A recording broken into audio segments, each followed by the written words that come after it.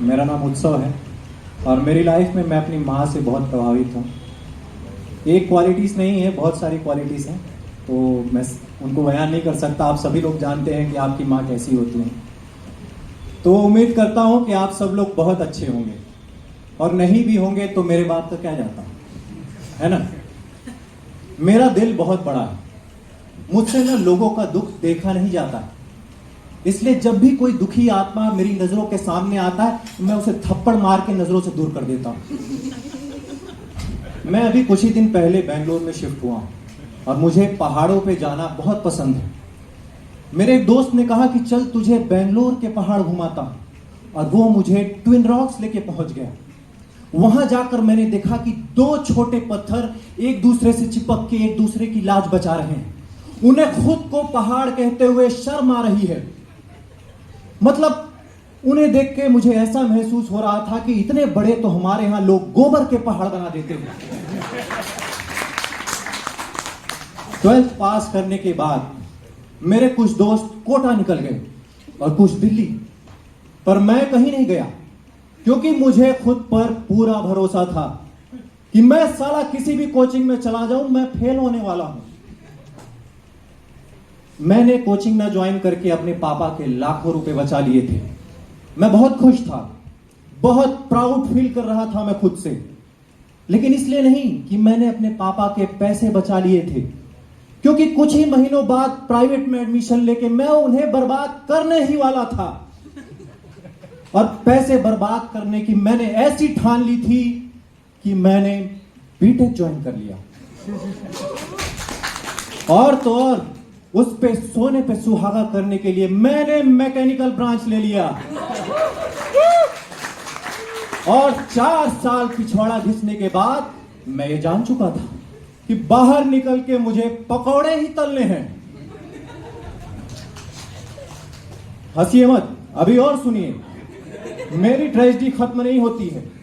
हुआ क्या, कॉलेज में टीचरों की नींद उड़ा देने वाला मैं, क्लास स्टार्ट होने से पहले भेड़ बकरियों की आवाज निकलवाने वाला मैं, रिफाइनरी में नौकरी करने निकल गया। वहां मुझसे मेरी रातों की नींद छीन ली गई। मतलब मैं काम करते करते ऐसा हो गया था कि मुझ में और लेबर में फर्क पता कर पाना नामुमकिन हो चुका था। फर्क सिर्फ टोपी से पता चल पाता था, अगर येलो तो लेबर और व्हाइट तो इंजीनियर। लेकिन शर्म की बात पता है क्या है, साला वो लेबर भी मुझसे ज्यादा पैसे कमाता था। मैं लाइफ में अपने सेल्फ रिस्पेक्ट को बहुत रिस्पेक्ट देता हूं। कुछ ही दिन पहले मेरे कुछ दोस्त एक मूवी का ट्रेलर देख रहे थे।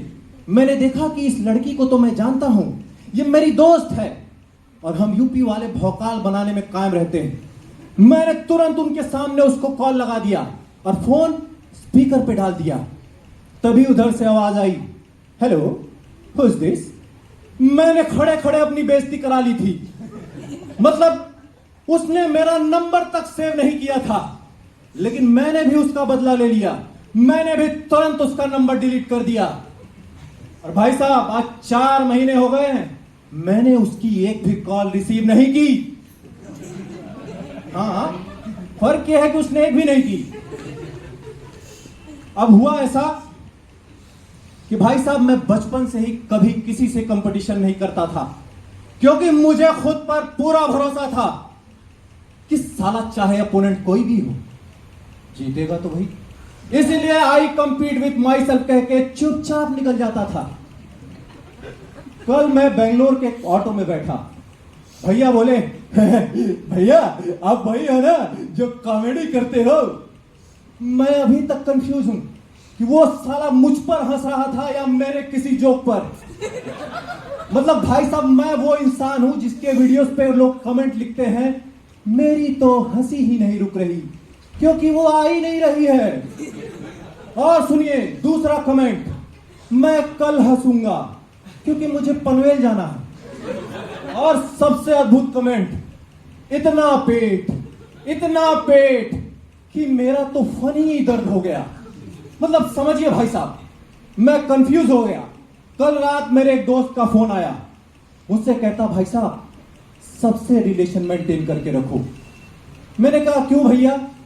बोला भाई साहब जो हमारी फटीचर हालत है ना, हमें किसी से भी उधार मांगना पड़ सकता है, इसलिए मुझे समझ आ गया कि वो साला 7 साल से मेरे से क्यों बात करता है। Thank you.